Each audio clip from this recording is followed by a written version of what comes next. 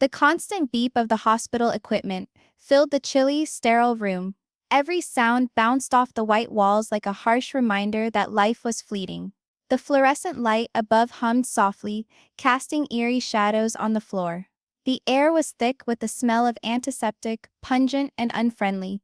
But Robyn Brown attempted to take solace in the meager blanket wrapped around her shivering form. Her face was pale, not just from her sickness but from the suffocating loneliness that clung to her even here in this moment of vulnerability. She wrapped the blanket closer around her body, muttering to herself, "He'll come. Kody will come. He always comes." For years Robyn had trusted Kody Brown with every fiber of her being. When the other wives questioned him, when the children walked away, she remained. She convinced herself that she was special, the chosen one, the only wife who still held his heart. That reassurance sustained her, even when everything else crumbled around her. And so, there in the quiet of the hospital, she held to that faith. The door would open. Kody would enter. He would hold her hand and tell her she was not alone. The seconds ticked by. Each sound of the clock on the wall seemed an eternity. Her breathing became shallow with expectation, her heart pounding, not from disease but from hope. Then, it occurred. The door creaked open. Robyn's eyes immediately lit up, her lips forming into the slightest smile. She could see the tall figure of the man she loved. Kody Brown, her husband. The man who, in all his faultiness, had forever been her anchor. But something was amiss. Kody didn't hurry to her side. He didn't fall to his knees, grasp her hand or speak soothing words. He stood there in the doorway, one hand still clutching the knob, his body rigid, his face set in an expression she couldn't understand. His eyes that had once regarded her warmly, were cold, distant, unreadable. Robyn's smile wavered. "Kody?" she breathed, her voice soft but with yearning. "You came?" He swallowed, his Adam's apple working. For a second it looked as though he might move closer, as though he might be the man she so badly wanted him to be, but he didn't. He just stood there, stiff, as though the distance between them was wider than a canyon. "Robyn?" His voice broke, low and shaky. She held the blanket close, awaiting words of comfort. "He's anxious," she told herself. "He's just intimidated. He loves me, he must love me." Her smile was restored tenuously, a tentative hope held to the rim of devastation. "He's all right," she murmured. "I knew you'd find me. I knew you wouldn't abandon me here by myself." But then he spoke once more. And what exited his lips was not love, not comfort, not reassurance. It was a declaration that shattered the very existence she had constructed around him. "I can't do this anymore." The words hung in the air like a knife held over her heart. Robyn blinked in shock, as if her ears had deceived her. What? Kody breathed deeply, his fists at his sides. His eyes scanned the room, refusing to meet hers. He had the appearance of a man caught between shame and rebellion. At last his eyes met hers, and he spoke the words that would shatter her heart. "I don't love you the way you think I do." Silence. The silence was deafening. Robyn's body became numb. She could feel her throat constrict, her chest pain, and her vision blur. The machines by her side continued to beep steadily, taunting her with their peaceful rhythm as her world dissolved in disarray. You don't mean that," she whispered, slowly shaking her head. "You're tired. You're stressed. You don't mean that." But Kody didn't budge. His face was resolute, desperate, as if a man peeling off a face he'd worn too long. "I stayed with you for control, Robyn. Not love. You thought I was keeping you safe. You thought I picked you because you were different. But the truth is, I was keeping myself safe." The words stabbed her like sharp glass. Her lips quivered. No, Kody, don't say that. I sacrificed everything for you. I believed in you when no one else believed in you. I stood by you when the entire world turned against you." Her voice broke, her tears streaming freely down her face. "You can't just say it wasn't love." Kody's face contorted in guilt, but he didn't relent. "You wanted me to be your hero. You wanted me to rescue you. But I'm not a hero, Robyn. I'm not even the man you believe I am. I'm just," he took a sharp breath. "I'm just trying to make it through." Robyn's weeping shook the house. She extended her shaking hand, silently pleading for him to draw near, to take it, to make his words a lie. Please, Kody, please don't do this to me. Not now, not when I need you most. But he didn't budge. He remained at the door, a barrier of space between them.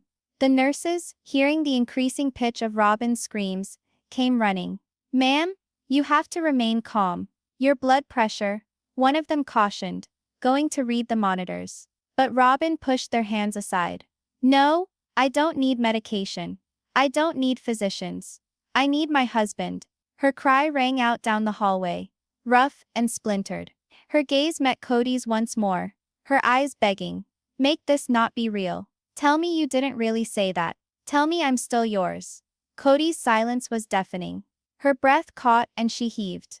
I thought I was unique. I thought I was important to you. Kody's whispered words finally broke the silence. You were different, Robyn. But not why you're assuming. Her sob became a strangled cry. Then what am I to you, Kody?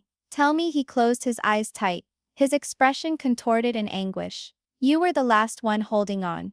And I needed someone to hold on to me. The truth, when uttered, broke the final strand of hope she had clung to. Robyn fell back against her pillow, racked with tears. Her world, her marriage, her faith, her sacrifices had all fallen apart in one night. She had felt chosen, but now she realized she was nothing more than convenient. And when Kody faced the other direction and stepped out of the room, tears in her eyes, Robyn knew the man she had stood up for against all others, the man she had referred to as her soulmate, had just left her lonelier than she'd ever been in life. The room seemed to spin. Robyn held the blanket around her chest so hard her knuckles went white. Her body shook as if the walls of the hospital itself were shutting in. Kody's words were cycled through her head like a nightmare looped. I don't love you the way you think I do. Regardless of how many times she recited them over and over in her head, they just didn't compute. This wasn't her Kody. This wasn't the man she gave up everything for. The man she fought for on whispers of treachery, on cameras, on family splits. She trembled on her lips, looking at him in shock, her brown eyes wide with disbelief. No, no, you can't tell me that. Not after all this. You love me, you told me you loved me. Kody's jaw clenched. He stepped deeper into the room, but he didn't move any closer to her bedside. His boots fell softly on the tile floor, but the crushing weight of his words landed heavier than any footsteps. I said what you wanted to hear, Robyn, he admitted, his voice gruff. I said things I hoped would keep us together. But the thing is, I needed someone who still looked at me like I was still worth something. And you did. That's why I hung around. Robyn's heart broke into shards. Her breathing became rapid and shallow. She yearned to scream, to toss the IV pole around the room, to shake him until he confessed that he was lying. But all she could manage was to whisper. You're wrong. You love me. I know you do. You picked me when no one else believed in you. Kody glanced at the ground. His shoulders slumped under the burden of his admission. I picked you because you believed in me. But belief is not love, Robyn, and I have lied to both of us for far too long. The words struck her more brutally than any deception she could think of. For so many years, she had believed she was special. She believed she was the one wife who did have his heart. And now, as she rested in the tentative quiet of a hospital bed, she knew it had all been a dream. Her tears dripped onto the pillow under her head. So what am I to you, Kody? A placeholder? A shield? Was I just convenient? He paused, but then the truth tumbled out like venom. You were safe. You were loyal. You were the last one who didn't leave me. Robyn's crying filled the room. The nurses who had arrived beforehand hung in the doorway, not knowing if they should enter once more. No one could heal this type of injury. Not medication, not equipment, not bandages. This was deeper. This was heartache sewn into her soul. You think that's better? Robyn snapped abruptly, her anger rising through sobs. You think saying I was safe is enough? I gave you everything, Kody. I turned on the others when they warned me. I listened to your words. I constructed my life on you. Her voice cracked into a sob. And now you say it was all a lie? Kody winced at her words, but his expression hardened once more, as if he could not afford to be gentle. It wasn't entirely a falsehood. I did care for you, Robyn.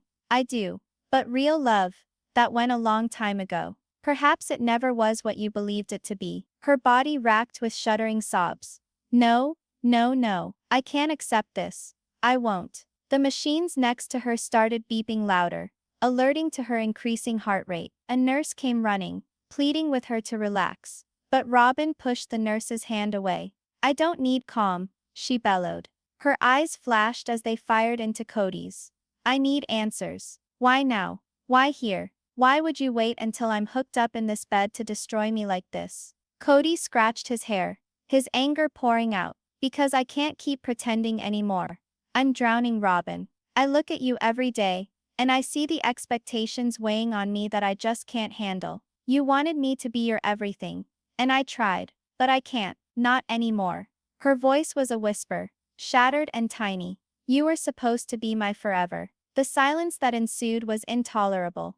Kody stood on the periphery of the room, his chest heaving, while Robyn was in shards, her trust in him broken. At last, she gathered the courage to pose the question that was taunting her. So now what, Kody? Do you just walk away and leave me as you walked away from them? Do I become another name on your roll call of broken vows? Kody stayed silent. His lips had parted as if he were going to say something, but he said nothing. His silence was the harshest response of all. Robyn shut her eyes, tears streaming down her face. You ruined me, she said softly, and I defended you to all of them. Mary, Janelle, Christine, they warned me. They tried to tell me who you really were. But I called them liars. I said you loved me. I said I was the lucky one.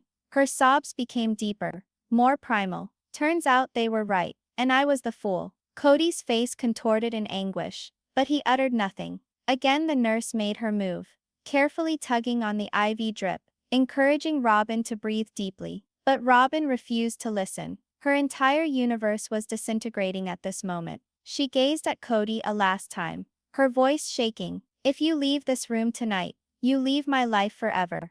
The words lingered in the air, biting and absolute. Kody turned to her, his eyes conflict-ridden, and then he walked away. The door clicked closed behind him, and Robyn sat in silence with her tears and the cold, metallic beep of the machines. And in that instant, she knew the truth she'd been trying to deny. She was not Kody's preferred wife. She was his Hail Mary. And now even that wasn't enough to hold on to. Her heart shattered all over again. The hospital room was quiet after Kody had left, but within Robyn's mind, a tempest stormed more intensively than ever. The whir of the machines, the tick of the clock, the shuffling of the nurses outside, they all faded into the background, as her own ideas shredded at her.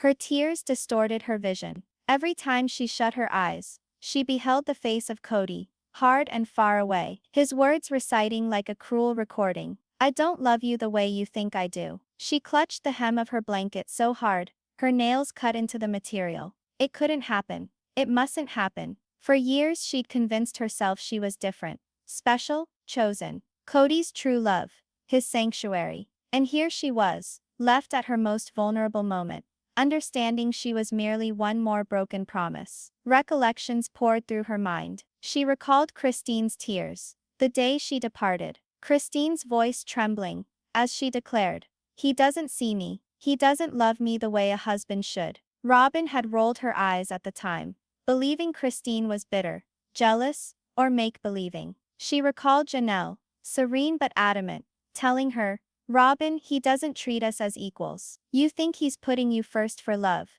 but one day you'll realize, it's all about control. And Mary, her tone gentle but laced with sorrow, I've been rejected by him for years. Don't believe you're exempt, Robyn, it's only a matter of time. Robyn had rejected them all. She believed they were blind to what she was seeing. She believed she was the lucky one, the survivor wife. She had even convinced herself that their bitterness was only a sign of how much Kody loved her. Now in this hospital bed, reality cut her like a knife. They had been right, all of them. Her sobs escalated into wails, hard and anguished. A nurse stuck her head in, shocked. Ma'am, please, you must rest. Your condition will become worse if you don't relax. But Robyn wheeled away from her, her voice cracking. How do you rest when your whole life was a falsehood?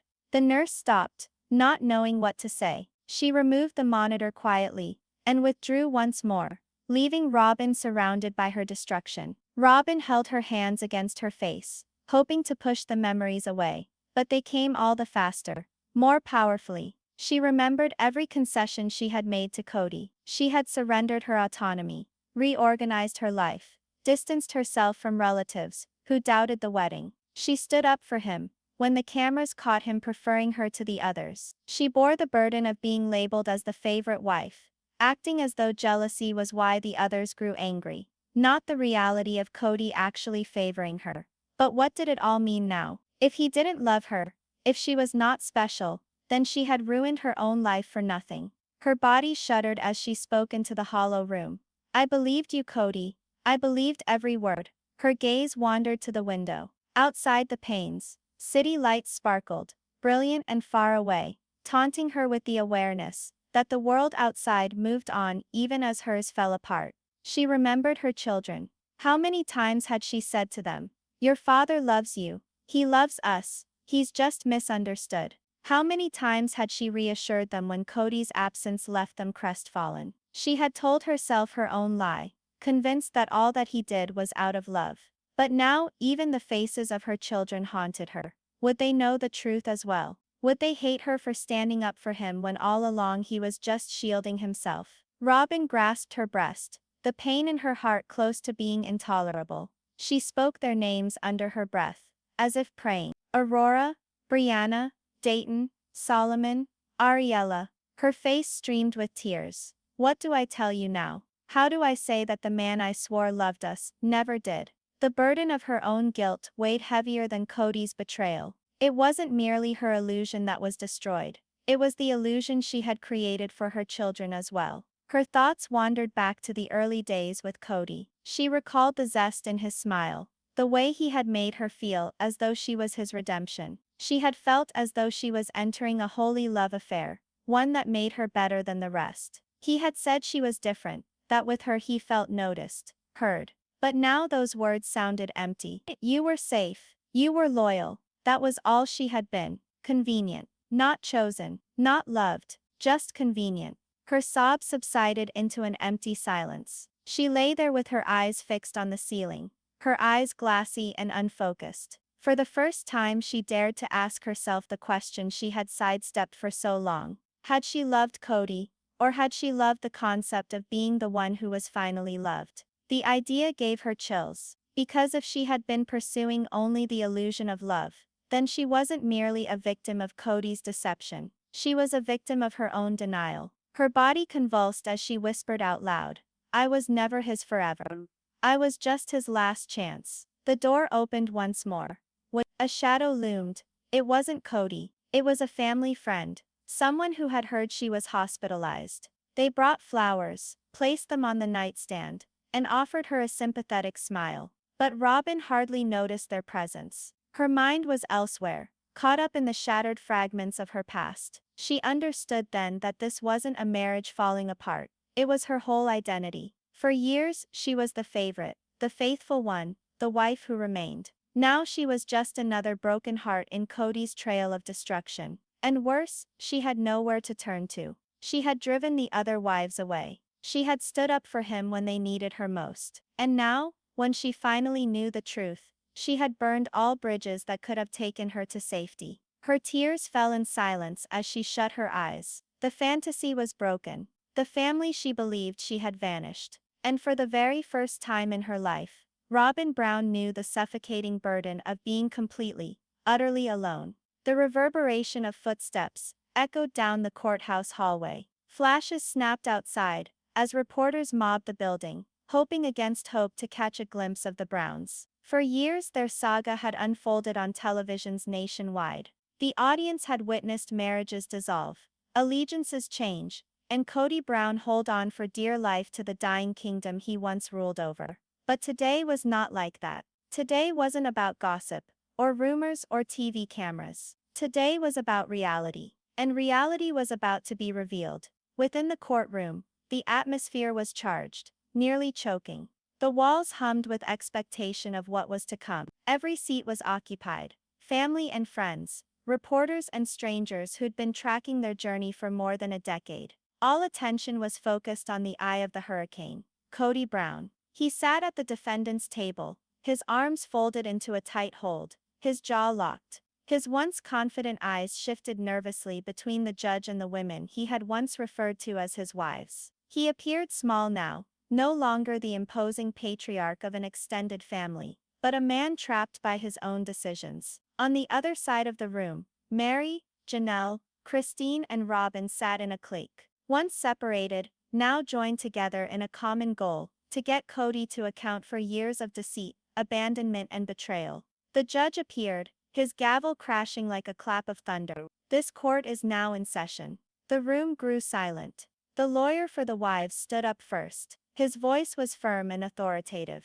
Your Honor, we are here today because these women, Mary, Janelle, Christine and Robyn, have been emotionally, financially, and spiritually abandoned by the man who promised to protect and cherish them. He manipulated them, used them, threw them away for years. Today they stand as one to seek justice. The judge nodded gravely. Proceed. Mary was the first to come forward. She moved slowly, her hands shaking a little, but there was fire in her eyes. As she sat down, she stared straight at Kody. They hadn't seen him flinch in years, but now he looked away. Her voice was shaky at first, but steadied. I was his first wife. I thought that we were creating something holy, but he discarded me years ago. For years I pleaded for crumbs of affection, as he paraded his love for others. I was invisible. I remained because I hoped. I hoped he'd notice me again, but he never did. Tears sparkled in her eyes as she spoke softly.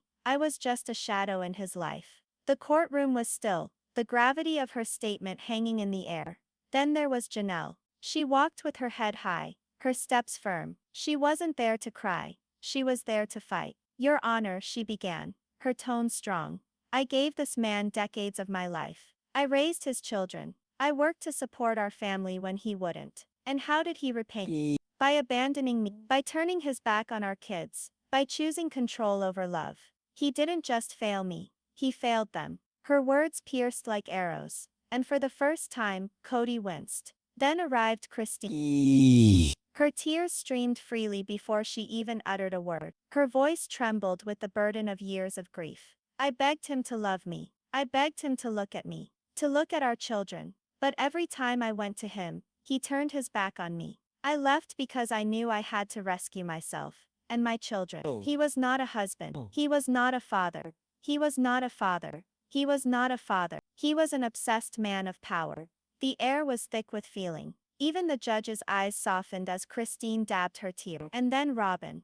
The room came to an adjustment as she stood. For so many years, she had been Kody's favorite, the one wife who remained loyal to him when the others could not. Now she stood with them, her body shaking, her heart still reeling from hospital betrayal. Her tone was subdued to begin with, yet the courtroom silence rendered each word cutting and distinct. I stood up for him, she started, her gaze fixed on Kody. I gave up everything for him. I believed him when he told me I was special. I believed him when he said he loved me. I turned my back on the others, believing they were wrong, believing they were bitter. But I see now, they were right. Her voice broke, but she continued. When I was weakest, in a hospital bed, I figured he'd visit me to comfort me. But he admitted he never loved me, that I was merely safe, convenient. Gasps spread throughout the courtroom. Even those who believed they knew the Browns were surprised at the admission. Robyn's eyes welled up with tears as she stood up, her voice shaking but unshakable. You shattered me, Kody. You shattered all of us. You don't even get to call yourself a husband or a father. They fell on the room like a hammer blow. Silence emptied the room. Kody finally rose, his face flushing with rage. That's not true, he yelled, pounding on the table. I gave my all to this family. I attempted to guide. I attempted to keep us together, but none of you ever valued me. The judge's gavel rang out. Order.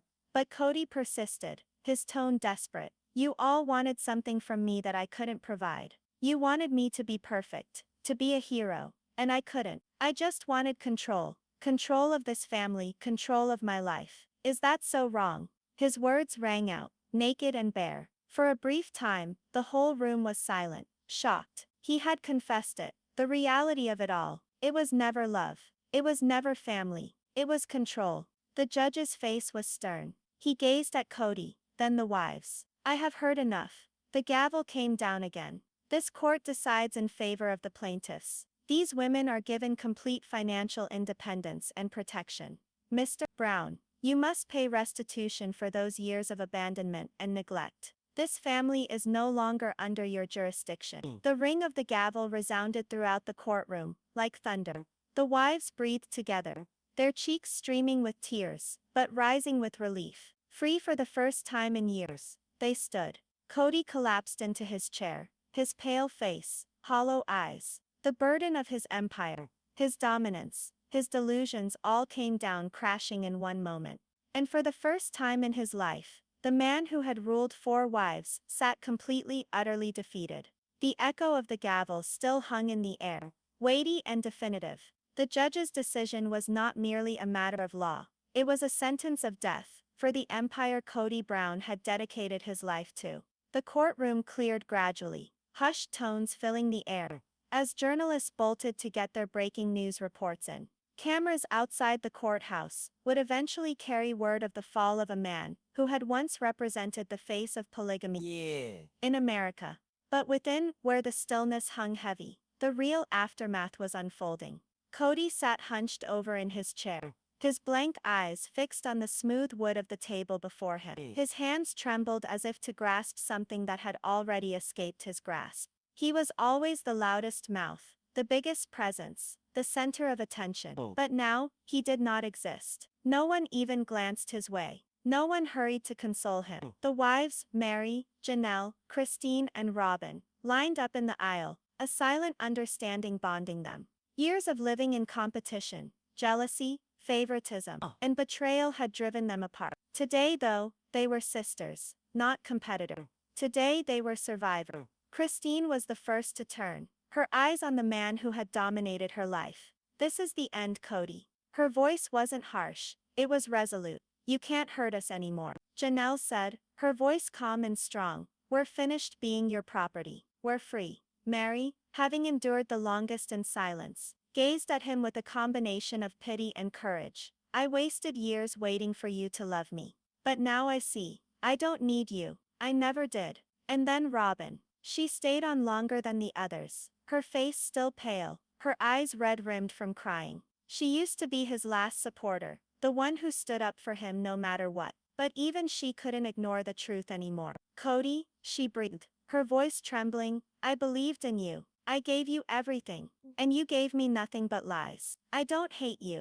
I feel sorry for you. Because in the end, you won't have anyone." Her words cut sharper than any attorney's arguments or judge's decree. They weren't mere words of betrayal, they were a foretelling. The women exited together, their steps ringing out in tandem. For the first time in years, they were not departing as shattered people, they were departing as family, unshackled from the bondage that had held them.